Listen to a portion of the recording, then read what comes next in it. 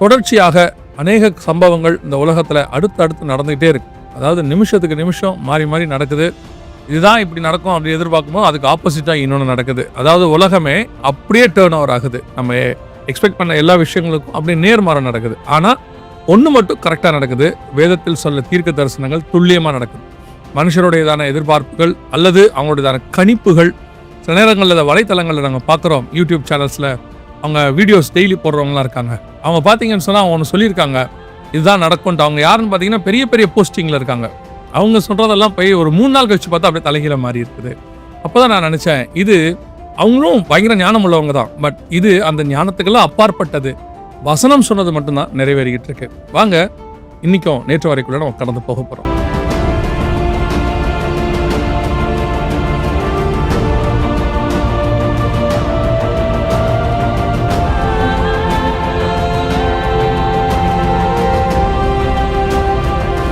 முதலாவதாக வார் அப்டேட். இதில் தான் நம்ம எசேக்கியேல் 38, 39 இந்த யுத்தத்தை நோக்கி தான் இது போய்கிட்டு இருக்கு அப்படிங்கிறத நம்ம ஏற்கனவே பல முறை சொல்லியிருக்கிறோம்.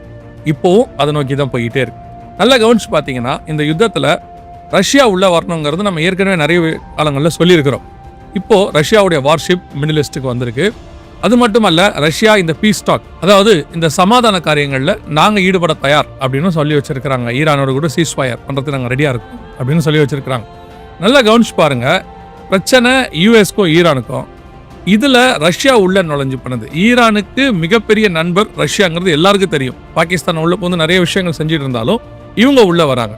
இது எசேக்கியேல் 38:2 சொன்னப்பட்ட ரோஷ், சீஃப் பிரின்ஸ் ஆஃப் ரோஷின் ஆங்கிலத்தில் இருக்கும், ரோஷே அப்படின்னு மலையாளத்தில் இருக்கும். இந்த வடபுறத்துல இருந்து எழும்ப வேண்டும்னு 39:2 எசேக்கியேல்ல இருக்கும். இந்த ரஷ்யா இப்பொழுது உள்ளே பகிரங்கமாக நுழைஞ்சிருக்கிறது. அது மட்டுமல்ல, எச்சரிக்கை ஏற்கனவே கொடுத்துக்கிட்டே இருந்துச்சு. இப்போ ரஷ்யாவுடைய பார்ட் அதிகமாகிட்டே போகுது இதில். இது மட்டும் இல்லாமல் இன்னொரு மிக முக்கியமான விஷயத்தையும் ரஷ்யா சொல்லியிருக்கு. அதாவது ஐரோப்பா நாடுகளுக்கு மிகப்பெரிய எச்சரிப்பு கொடுத்துருக்கு. என்ன சொல்லியிருக்கு அப்படின்னா, உக்ரைன் விஷயத்தில் நீங்கள் இதே மாதிரி செஞ்சுக்கிட்டீங்கன்னா ஐரோப்பா நாடுகளை நாங்கள் தாக்குவோம் அப்படின்னு. இது ஏன் அவர் சொல்லியிருக்காருன்னா, அமெரிக்காவுக்கும் ஐரோப்பாவுக்கும் நடுவில் ஏற்படக்கூடிய பிரிவினை அல்லது விரிசல் இதை அவர் பயன்படுத்துறாரு அப்படின்னு பார்க்குறோம்.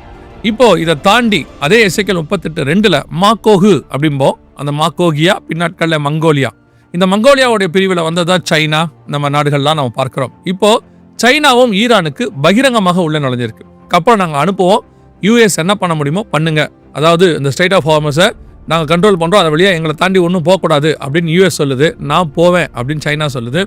சைனா மேலே ஏற்கனவே ஒரு குற்றச்சாட்டு இருக்கு. என்ன அப்படின்னு கேட்டிங்கன்னா, யூஎஸ் உடைய பேஸ், இஸ்ரேலுடைய பேஸ் எல்லாம் கண்காணிக்கிறதுக்கு ஈரானுக்கான அந்த சேட்டிலைட் உதவிகள் எல்லாமே சைனா தான் செய்யுதுன்னு அவங்க இல்லைன்னு சொல்லியிருக்கிறாங்க. சைனா தான் செய்யுது அப்படின்னு சொல்கிறாங்க.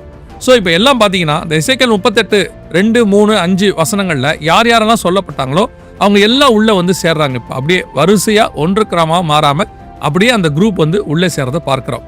இதுல இன்னொரு பெரிய சுவாரஸ்யம் என்னங்கிறது தான் அடுத்தது. போன 2 நேற்று வரைக்கும் முன்னாடி நாம ஒரு விஷயம் சொல்லியிருந்தோம், உங்களுக்கு ஞாபகம் இருக்கும்னு நினைக்கிறேன். அதாவது நாம சொல்லல, பைபிள்ல உள்ளதை எடுத்து சொல்லியிருந்தோம். என்ன அப்படின்னா, தொகர்மா வம்சத்தார் துருக்கி உள்ள வரணும் அப்படின்னு சொன்னோம். கரெக்டாக நேற்று வரை எடுத்து மறுநாள் பார்க்குறோம், ஒரு நியூஸ் ஒன்று வருது இஸ்ரேலுடைய ஐடிஎஃப்ல இருந்து, இஸ்ரேல் டிஃபென்ஸ் போர்ஸ்ல இருந்து. என்ன அப்படின்னு பார்த்தீங்கன்னா, துருக்கியை தான் இந்த ஈரான் வேலையை முடிச்சுட்டு அமெரிக்கா அடுத்து துருக்கி கிட்ட தான் போகணும், இஸ்ரேலுக்கு அடுத்த த்ரெட்டு துருக்கி தான் அப்படின்னு அனௌன்ஸ் பண்ணியிருக்கிறாங்க. அது மட்டும் இல்லாமல் அதுக்கு எதிர்வினையும் துருக்கி ஆற்றி இருக்கிறது. அதாவது இருக்கிறதுலேயே ஹிட்லர், இந்த காலத்து ஹிட்லர் யாருன்னா நெத்தன்யாகு தான் அப்படின்னு சொல்லியிருக்கிறாங்க. அதுக்கு திருப்பி இவங்க எதிர்வினையா, துருக்கிங்கிறது ஒரு பேப்பர்ல இருக்கிற புலி மாதிரி சும்மா பேசிதான் இருப்பாங்க அப்படின்னு சொல்லி அதற்கு எதிர்வினையா துருக்கி சொல்லுது, அடுத்து லெபனானையோ ஈரானையோ ஒரு குண்டு போட்டா கூட சரி, அது துருக்கி மேல குண்டு போடுறதுக்கு ஈக்குவல். ஸோ இஸ்ரேலை அடுத்து நாங்கள் தாக்குவோம். நல்லா கவனிச்சிங்கன்னா, இது இப்போ ரீசெண்டாக உள்ள வருது. துருக்கிக்கும் இஸ்ரேலுக்கும் ஏற்கனவே நிறைய பிரச்சனை இருக்கு. ஆனால் நேட்டோ நாடுக்குள்ள துருக்கி இருந்ததுனால, யூஎஸும் நேட்டோ நாடுகளுக்கு உதவி செய்கிறதுனால நேரடியாக அவங்க மோதாமல் இருந்தாங்க. இப்போ நேரடியாக மோத தொடங்கிட்டாங்க. எசேக்கியேல் 38, 39 யுத்தத்தை நாம் உள்ளுக்குள்ள இருக்கிறோம். அந்த யுத்தத்தினுடைய தானே உள்ளுக்குள்ள இருக்கிறோம். அதோடைய வீரியம் அல்லது உச்சகட்டத்தை தான் இனி வருகிற காலகட்டங்களை பார்க்க போகிறோம்.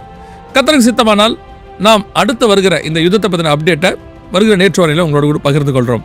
இதை தாண்டி மிக முக்கியமான ஒரு கம்பாரிசனை நாம் இன்னைக்கு பார்க்க போகிறோம். இந்த கம்பாரிசன் இது நாங்கள் கொஞ்சம் கொஞ்சமாக பார்த்தபோது எங்களுக்கு புரிஞ்சது. ஏற்கனவே நம்ம நிறைய காரியங்களை சொல்லியிருக்கிறோம். என்னன்னா, அந்தி கிறிஸ்து அப்படின்னு ஒரு காரியத்தை உங்களுக்கு சொல்லியிருக்கிறோம். 1 யோவான் 2:18 அந்தி கிறிஸ்துங்கிறதான வேர்டை வந்து பைபிள் யூஸ் பண்ணுது. இந்த அந்தி கிறிஸ்துனா என்ன அப்படின்னா, உலக பிரகாரமாக சொன்னால், அதாவது நார்மலாக சொன்னோம்னா, கடைசியாக ஒரு சர்வாதிகாரி வருவா, இவன் தான் உலகத்தை அழிக்க போறவனாக இருப்பான், கடவுளுக்கு எதிராக இருப்பான் அப்படின்ற மாதிரி ஒரு காரியத்தை நம்ம பார்க்கிறோம். இது எல்லா மதங்கள்லையும் வெவ்வேறு விதத்தில் சொல்லப்பட்டிருக்கிறது. ஆனால் இதில் ஒரு பெரிய ஆச்சரியம் என்னன்னா, அந்த அந்த அந்திகிறிஸ்துங்கிறது ஒரு ஸ்பிரிட். அது எவன் மேலே இருக்கோ அவன் அப்படி மாறுவாங்கிறது வேதத்தின்படி நாம் பார்க்கிறோம். பிள்ளைகளே, இப்பொழுதும் அநேக அந்திகிறிஸ்துகள் இருக்கிறார்கள் அப்படின்னு நம்ம பார்க்கிறோம் 1 யோவான் 2:18. ஸோ இந்த அந்திகிறிஸ்துங்கிறது ஒரு ஸ்பிரிட். அது நிறைய பேர் மேலே இருக்கும், அவங்களுக்கு அந்த குணாதிசயங்கள் இருக்கும்.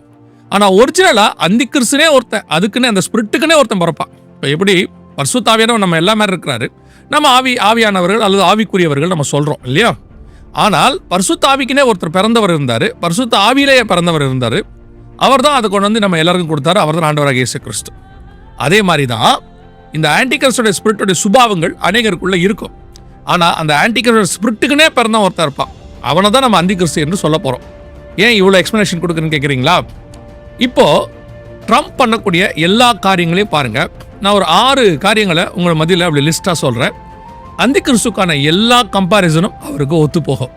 ஆனால் அவர் அந்திகிறிஸ்து அல்ல, முதல்ல சொல்லிடுறேன். இந்த எல்லா காரியங்களும் அவருக்கு ஒத்து போகுது. இது எதற்காகன்றதையும் உங்களுக்கு கடைசியாக சொல்கிறேன். முதலாவது, அந்திகிறிஸ்துவை குறித்து வேதம் சொல்லுது 13ஆம் அதிகாரம் வெளிப்படுத்தின விசேஷம் 5வது வசனத்தில் 42 மாதம் அளவும் அவன் யுத்தம் செய்வான், எல்லாரையும் ஜெயிக்கும்படி அவனுக்கு அதிகாரம் கொடுக்கப்பட்டது, அவன் சகல கோத்திரத்தையும் கண்ட்ரோலில் கொண்டு வருவான் அப்படின்னு பார்க்குறோம் 7வது வசனத்தில். இப்போ நல்லா கவனிச்சு பார்த்தீங்கன்னு சொன்னால், அந்திகிறிஸ்துக்கான அந்த ஒரு சுபாவம் இப்போ செகண்ட் ட்ரம்ப் 2.0 அவருக்கு வந்திருக்கு. அவர் இப்போ அடுத்து ஒவ்வொரு நாடாக பிடிக்க ஆசைப்படுறாரு.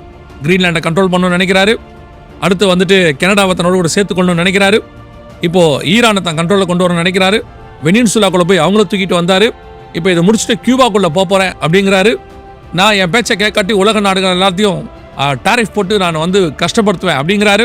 இப்போ நல்லா கவனிச்சு பார்த்தீங்கன்னா, இந்த 2வது முறை ட்ரம்ப் வந்தபோது நல்லா கவனிங்க, யுத்தம் அதிகமாக நடந்துக்கிட்டே இருக்குது. ஸோ ட்ரம்ப் யுத்தத்தை பற்றி கவலைப்படவே இல்லை, அடுத்த யுத்தங்கள் நடத்திக்கிட்டே இருக்கிறார். இதில் மட்டும் பார்த்தீங்கன்னா எத்தனையோ ஆயிரம் மக்கள் செத்து போயிருக்கிறாங்க. ஆனால் அதுக்கு பின்னாடி அவர் ஒரு ரீசனை சொல்லிக்கிட்டே இருக்கிறார். இது முதலாவது பாயிண்ட். 2வது மிக முக்கியமான பாயிண்ட், வெளிப்படுத்தின விசேஷம் 13ஆம் அதிகாரம் 16-17 வசனத்தில், அந்த மிருகத்தின் முத்திரையாவது நாமத்தையாவது நாமத்தின் லக்கத்தையாவது தரித்துக் கொள்கிறவன் தவிர வேறு ஒருவனும் கொள்ளவும் விற்கவும் கூடாதபடிக்கு செய்தது. அவருடைய அர்த்தம் என்ன அப்படின்னு பார்த்தீங்கன்னா, அந்த ஒரு மிருகம் கவர்மெண்ட்டோ அல்லது ஆன்டி கிரைஸ்டோ அவனுடையதான முத்திரை சைன், அவனுடைய பெயர், அவனுடைய ஒரு நம்பர், இது இல்லாமல் எதையும் வாங்க முடியாது, விற்க முடியாது. கண்டிப்பாக இது பின்னாடி நடக்க போகிறது தான், அதுக்கான ஆயத்தம் பண்ணி நடக்குது. ஆனால் இப்போ ட்ரம்ப் பண்ணியிருக்கிறத பாருங்க, அமெரிக்கா வரலாற்றிலேயே 150 வருஷமாக நடக்காத ஒரு சம்பவத்தை அவர் செஞ்சிருக்கிறார். என்ன அப்படின்னு கேட்டால், தன்னுடைய கையெழுத்து எல்லா ரூபா நோட்லையும் வரணும் அப்படின்னு செஞ்சிருக்கிறார். அதாவது ரூபா நோட்டுகள் எல்லாம் ட்ரம்ப்புடைய சைன் இருக்கணும் அப்படின்னு. இது ஒரு வகையான ஆன்டி கிரைஸ்டோடைய சுபாவம், தன்னுடைய சைன் எல்லா இடத்துலையும் இருக்கணும். இது வந்து தன்னுடைய பெருமையை காட்டக்கூடியது, அல்லது தன்னுடைய பேர் நிலைத்து இருக்கணும் அப்படின்னு நினைக்கக்கூடியது. நம்ம பேரை பெருமைப்படுத்துகிற ஒரு ஆண்டவர் தானே. இப்போ இவரை பார்த்தீங்கன்னா நல்லா வெளிப்பரமாக இந்த காரியத்தை செஞ்சுக்கிட்டே இருக்கிறார். இது 2வது பாயிண்ட். 3வது பார்த்தீங்கன்னா, அகைன்ஸ்ட் டு போப். அவன் வரும்போது என்ன செய்வான் அப்படின்னு பார்த்தீங்கன்னா, வெளிப்படுத்தல் 17ஆம் அதிகாரத்தில் 18ஆம் அதிகாரத்தில் 7 மலை உள்ள நகரத்தை அவன் எதிர்த்து, அந்த மலையை, அதாவது இப்போ நம்ம பார்க்கறது ரோம், வேட்டிகன் எல்லாத்தையும் சொல்கிறேன், அதை அவனை எதிர்த்து அந்த நகரத்தை தீக்கிரையாக்கி போடுவான் அப்படின்னு பார்க்குறோம். நல்லா கவனிச்சிங்கன்னா, இப்போ ட்ரம்ப் வந்து போப்பை எதிர்க்க ஆரம்பிச்சிருக்கிறார். அதாவது போப் வந்து என்ன சொன்னார்னா, யுத்தம் வேண்டாம், அதான் சொன்னார். சரியாக பைபிள் படி பார்த்தா இந்த மாதிரி யுத்தம்லாம் பண்ணக்கூடாது அப்படின்னு அவர் சொன்னார். ட்ரம்ப் அதற்கு அகைன்ஸ்டாக ஒரு எதிர்வினை ஆற்றி இருக்கிறார். எதிர்வினை ஆற்றுறது மட்டுமல்ல, தனிப்பட்ட முறையில் 1-to-1 போப்பை திட்டியிருக்கிறார். அவர் மட்டுமல்ல, துணை ஜனாதிபதி வேன்ஸ், அவரும் அவரை போப்பை கொஞ்சம் பேசியிருக்கிறார். ஆனால் உண்மையிலே பார்த்தா வேன்ஸ் வந்து கத்தோலிக்கர், அவர் கத்தோலிக்க மதத்துக்கு கன்வெர்ட் ஆனவர். அவர் என்ன பண்ணியிருக்கிறாரு அப்படின்னு சொல்லி கேட்டீங்கன்னு சொன்னால், போப்புக்கு எதிர்வினை ஆற்றி இருக்கிறார். ஆனால் வேன்ஸ் வந்து கத்தோலிக்கத்தில் கன்வெர்ட் ஆகி ஒரு புக்கே எழுதி, அவர் வந்து ரிலீஜியஸ் மேன் அப்படின்னு சொல்லி ஒரு நல்ல பேர் வாங்கினவர். அவருமே இப்போ பார்த்தீங்கன்னா வேட்டிக்கனை எதிர்க்கிறாங்க. ஆன்டி கிரைஸ்ட் வரும்போது வேட்டிக்கனை எதிர்ப்பாங்கிறது ஒரு மிக முக்கியமான காரியம். அடுத்து 4வதாக, ஆன்டி கிரைஸ்ட் வரும்போது தன்னைத்தான் தேவன் என்று காண்பிக்கிறவனாக இருப்பான் அப்படின்னு பார்க்கிறோம். 2 தெசலோனிக்கேயர் 2ஆம் அதிகாரம் 3-4 வசனங்களில் தன்னையே தேவன் என்று காண்பிக்கிறவனாக இருப்பான். சமீபத்தில் ட்ரம்ப் பண்ண ஒரு வேலை எல்லாருக்கும் ஒரு முகசுளிப்பை ஏற்படுத்துச்சு. ஆனால் ஏன் அவர் அப்படி பண்ணாருங்கிறத அவர் ஒரு விளக்கம் கொடுத்துருக்கிறாரு. அது ஏற்றுக்கொள்ளக்கூடிய விளக்கமா இல்லை. என்ன அப்படின்னு கேட்டிங்கன்னா, ஒரு ஆளை ஹீல் பண்ணுற மாதிரி ஒரு ஃபோட்டோ ஒன்று போட்டிருந்தார், ஏஐ ஜென்ரேட் பண்ணி போட்டிருந்தார். அதில் அவர் என்ன பண்ணியிருக்கிறாருன்னா, நான் டாக்டரை நினைச்சு தான் போட்டேன் அப்படின்னு அவர் சொல்றாரு. ஆனா அதுல பாத்தீங்கன்னா அது வந்து இன்னைக்கு உள்ள ட்ரெஸ் கோட் கிடையாது. அது கிட்டத்தட்ட ஒரு 2000 வருஷத்துக்கு முன்னாடி இருக்கக்கூடிய ஒரு ட்ரெஸ் கோட், யூதர்கள் கலாச்சாரத்தில் ஒரு ட்ரெஸ் கோட். அது மட்டுமல்ல, ட்ரம்ப்புக்கு பின்னாடி வானத்துல இருந்து ஒரு 3 பேர் இறங்கி வர மாதிரி இருக்கு. இது எதுவுமே அவர் சும்மா தன்னை ஒரு மருத்துவராக காட்டுறதுக்காக போட்டதில்லை, அது தன்னை கிரைஸ்டாக காட்டுவதற்கு போட்டது. அந்த இடத்துல அவர் தன்னை ஒரு கிரைஸ்டுக்கு அடையாளமாக தான் போட்டிருக்கிறாரு அப்படின்னு எல்லாருக்குமே தெரியுது. ஆனால் அவர் இல்லைங்கிறாரு. அவருடைய கருத்தை நம்ம ஏற்றுக்கொள்ளத்தான் வேண்டும், அது விவாதத்துக்குரியது.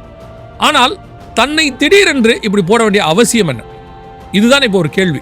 ட்ரம்ப் வந்து ஒரு ஜனாதிபதி, அவர் ஏன் இப்போ திடீர்னு ஒரு ஹீலராக தன்னை காட்டினார், தன்னை ஹீல் பண்ணக்கூடிய பர்சனாக காட்டுறாரு அப்படின்னு பார்க்கும்போது சந்தேகத்துக்குரியதாக மாறுது. இது ஆன்டி கிரைஸ்டோட சுபாவத்தில் 4வது மிக முக்கியமான விஷயம். 5வது, ட்ரம்ப் போர்ட் ஆஃப் பீஸ் அப்படின்னு ஒன்று ஆரம்பிச்சார், அதாவது சமாதானம். தானியேல் புஸ்தகம் 11ஆம் அதிகாரம் 21வது வசனத்துல ஆன்டி கிரைஸ்ட் புறப்படும் போது சமாதானத்தை அறிவிக்கிறவனாய் புறப்பட்டான் அப்படின்னு சொல்லி பார்க்கிறோம். வெள்ள குதிரை புறப்பட்டது என்று வெளிப்படுத்தல் 6:2 வாசிக்கிறோம்.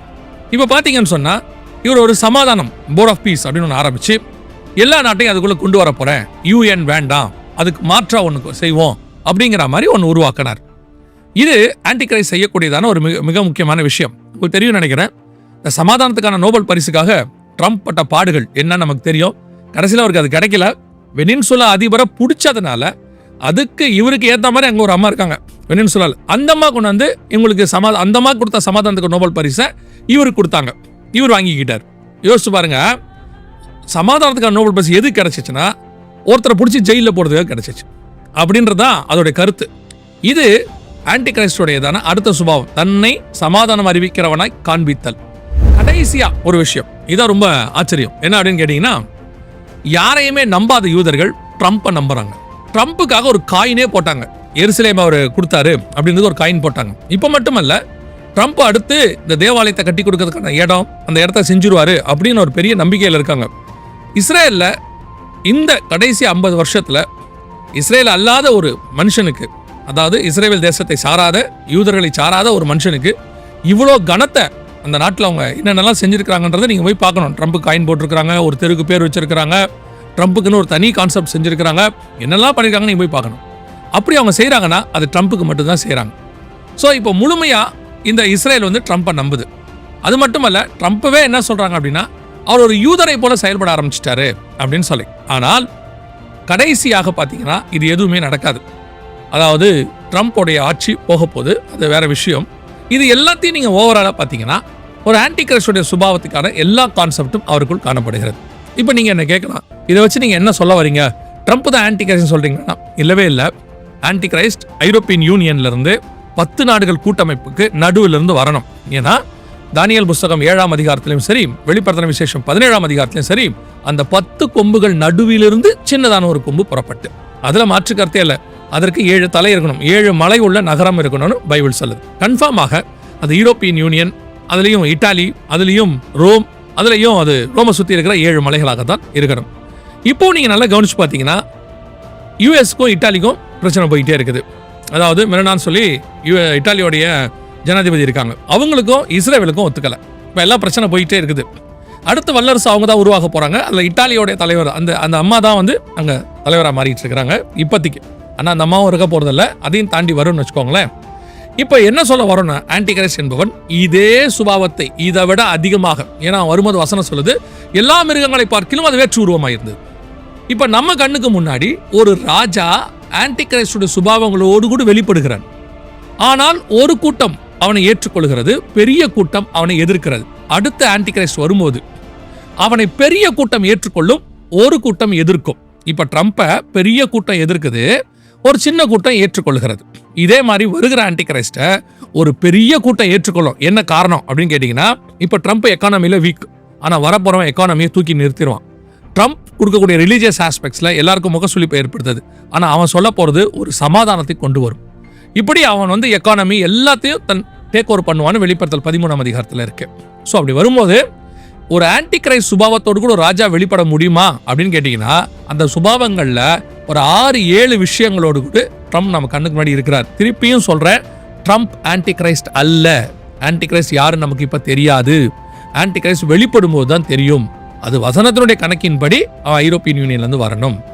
இப்போ நம்ம கண்ணுக்கு முன்னாடி இது எல்லாமே நிதர்சனமாக தெரியுது. நம்ம கடைசி காலத்துல மிக மிக கடைசி இடத்துக்கு வந்திருக்கிறோம்.